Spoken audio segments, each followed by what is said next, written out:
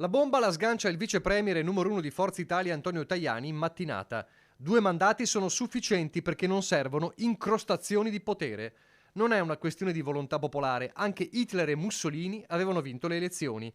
Un presidente di regione nel suo territorio ha più poteri di quanto ne abbiano il presidente del Consiglio e il presidente della Repubblica sul territorio nazionale. Quindi, troppo tempo seduto su una poltrona vuol dire rischio di autoritarismo. Se lo scontro con la Lega nel centrodestra fosse una corsa, si potrebbe dire che Forza Italia ha superato Fratelli d'Italia con uno sprint come nemmeno l'Usain Bolt dei tempi d'oro. Certo, che gli azzurri non siano mai stati favorevoli al terzo mandato è cosa nota, ma i toni sono sempre più forti, proprio nei giorni in cui i meloniani invece hanno aperto lo spiraglio. Zaia incassa le parole di Tajani e rilancia con aplomb.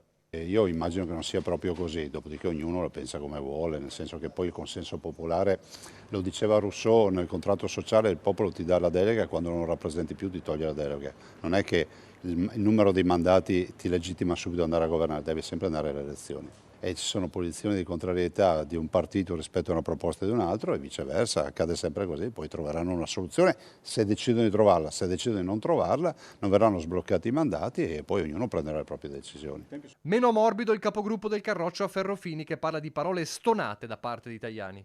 Soprattutto dette da chi ogni giorno ci insegna su come dovremmo tenere unito il centrodestra. Fanno un po' braccetto con quelli che sono gli attacchi quotidiani che Forza Italia ci fa in Veneto da più di un anno. Suggerirei a tutti di tenere il profilo molto basso. Andare a scomodare dei periodi storici bui del nostro paese sicuramente non aiuta e sicuramente non aiuta un percorso che sia calmo e ordinato verso la prosecuzione della legislatura.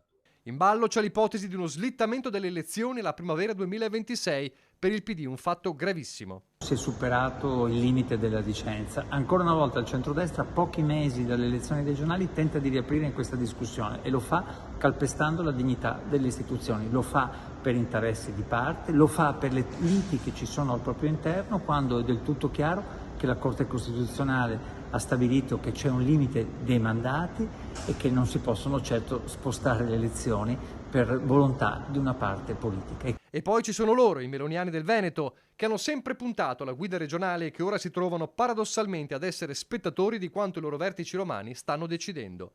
E mentre il sondaggio di Ring vede tra gli elettori di centrodestra una valanga di sì per la riapertura della partita, il mantra di Fratelli d'Italia da giorni è uno solo: discutere una cosa, decidere un'altra, anche perché la questione terzo mandato non riguarda soltanto il Veneto. Quando poi andiamo a parlare di leggi sul terzo mandato e quant'altro, bisogna anche porle anche per le altre regioni.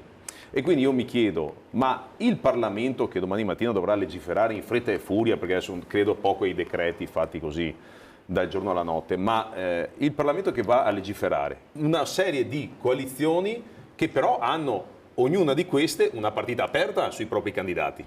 E quindi io ritengo che sulla questione del terzo mandato non siano cambiate le cose, che si stia discutendo può esserci tranquillamente.